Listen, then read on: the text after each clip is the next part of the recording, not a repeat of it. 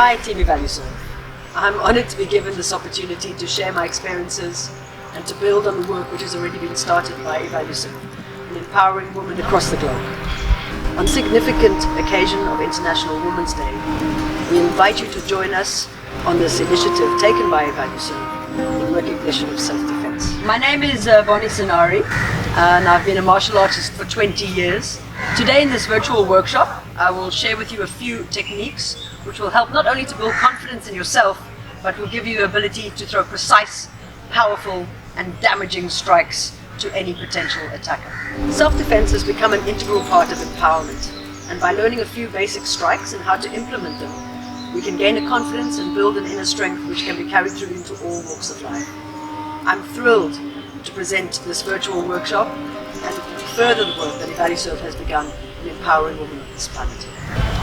You will learn how to throw clean strikes, how to break free from a grab, and how to project your voice and use it as a weapon against a potential attacker, as well as learning how to read situations and hopefully avoid any confrontations before they occur.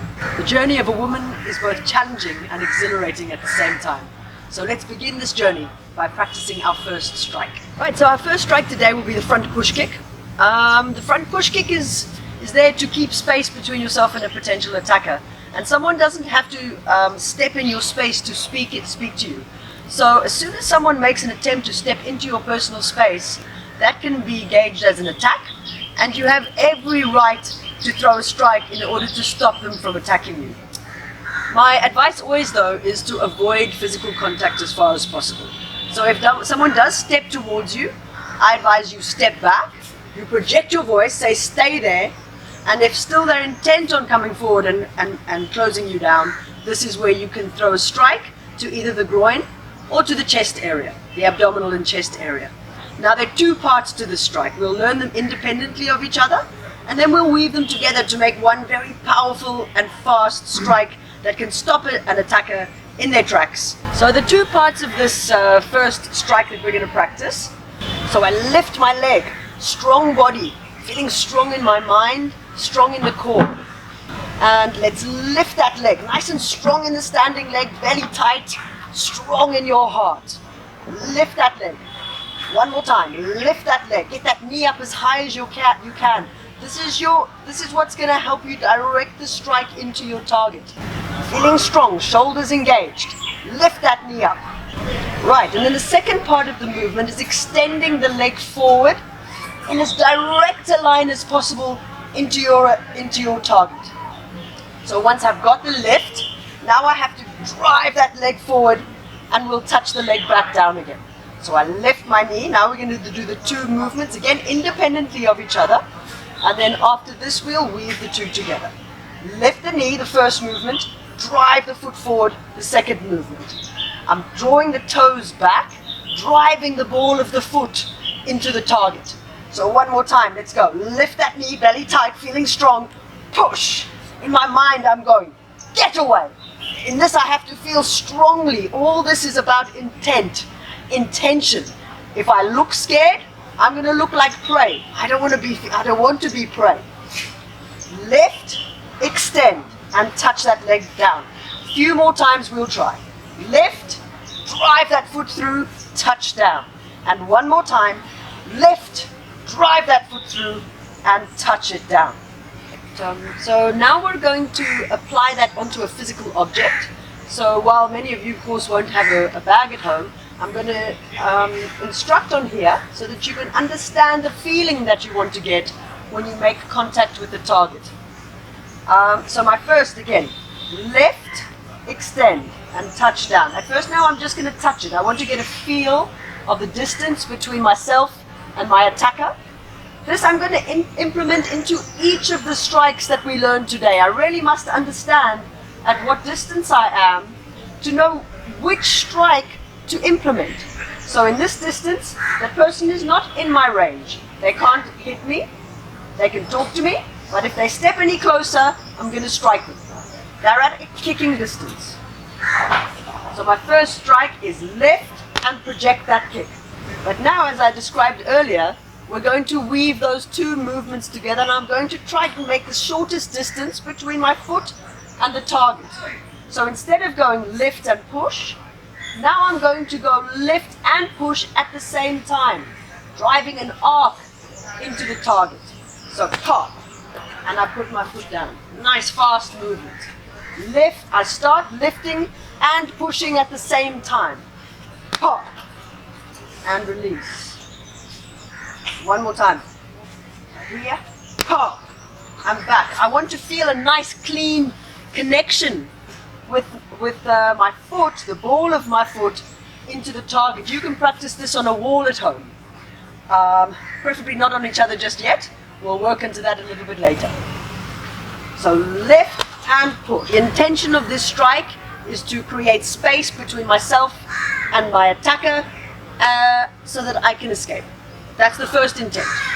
Now, should that not happen, this is when the second strike will come into play. And in this strike, I will take the heel of my hand and drive it into the nose of my attacker. The intention here is to drive the cartilage of the nose into the nasal cavity. And while this may sound a little drastic, in a crisis, I need to employ a strike that will finish my opponent and give me the opportunity to escape. So in practicing this strike, I need to have intent. I have to know what I'm trying to do. I've got to drive the heel of the hand in a forward motion with as much power as possible. I need to set myself, sit a little down into my hips, ground myself, connect my core. My core is tight. And again, I drive the heel of the hand forward. I'm going to practice this a few times just into the air. Pushing, attempting to hit the same spot every single time, driving my shoulder and my hip through into the target. Driving that heel of the hand through. Once I've practiced that a few times, then I can move on to hitting a target. At this point, you could maybe draw a circle on your wall at home and practice driving first lightly the heel of your hand into that circle, attempting to hit the same spot every time. Once I've got to the point where I can hit the same spot, precision is always important, then I can start adding some power into the strike. So again, I set myself, bend my knees, sit into my hips, belly tight, and explode into the target. One more time. Explode into the target. As fast as I can out, and as fast as I can back into my beginning stance. One more time, back, and release. The third strike we'll learn today is the knee strike to the groin. So once my attacker has stepped into a position where I can no longer strike them with a kick, this is where I implement one of these two strikes. Now the palm strike to the face can take the attacker's attention away from the groin, which is where I'd like to really throw the strike. So the strike is here, driving the knee into the groin area. I've got to set my left hip and drive the right hip through. I've got to turn my hip through. Push. It's not just the lift. I need to push the knee through so I can generate as much force as possible. Again, every strike I do in a crisis needs to be an attempt to finish my opponent. I want them to end up on the floor to give me an opportunity to escape. So when I throw the groin strike, I need to drive my knee with such intent, such purpose, that my aim is for my attacker to end up on the floor. So one more time, push the hip through. Intent is so important. I must have the intention to finish my attacker. They must end up on the floor so I can escape. Drive that knee through. Again, I can throw the head strike to cover up the knee strike. Show the hand strike to cover up the knee strike. Show the hand to cover up the knee. For me to be able to access this in a crisis, I need to have repeated it so many times that it's imprinted in my muscle memory. So this is why I recommended that every single day you go away and practice these movements just once or twice each at least. More better, but at least once or twice, so that when you're in a crisis, hopefully it never happens, but should you have to use these, it's there imprinted in your muscle memory, ready to access and ready to use. Right, now let me show you one or two power, what the strike looks like in its full form. Again, a little fake to the head and drive through with the knee. Engaging as much force, as much power into that strike as I can. a little fake to the head, and a drive through with the knee. One more time, a little fake to the head, and a drive through to the knee. The fourth move we'll learn today is breaking free of a throat hold. Now, this will happen in the case of someone attacking you from behind.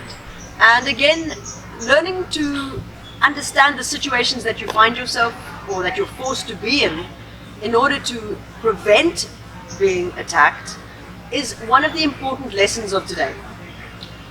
Should you find yourself walking in a quiet street, you need to stay to the center of the road so that a potential attacker, it's not easy for them to creep up behind you. If you're on a quiet beach, again, stay to the center. Don't go into places where it's easy for someone to creep up behind you and come out from behind a hiding place.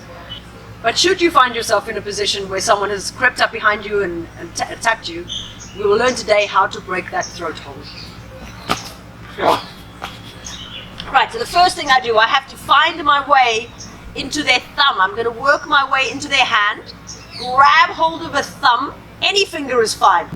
So once someone has you from behind, this is not going to break them free. If someone's intent on holding you, I'm not going to be able to break their arm free. So my first move is to try and grab hold of one of their fingers. I try and get a thumb or one of the small fingers, and I grab it and I bend it back with all my strength until they let go. And once I've got this free, still I continue to bend it back. I just rip their arm away and hopefully throw them down.